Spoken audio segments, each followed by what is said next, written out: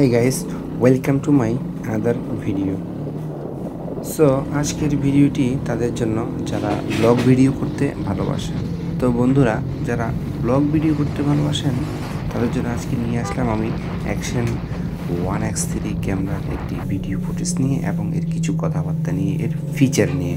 দেখেন, যারা আপনারা কিনতে চাচ্ছেন, প্রত্যেকটা জিনিসের একটা ভালো দিক এবং খারাপ দিক থাকেই। সব দিক দিয়ে কোনো কিছু অলরাউন্ডার হয় না।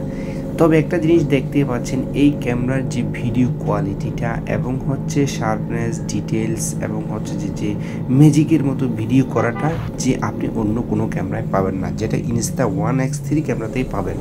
বাট এর একটা অসুবিধা হচ্ছে, এর ভিডিওর যে আপনার আউটপুটটা সেটা আপনার মোবাইলে অথবা কম্পিউটারে এডিট করে এরপর আউটপুট দিতে হবে।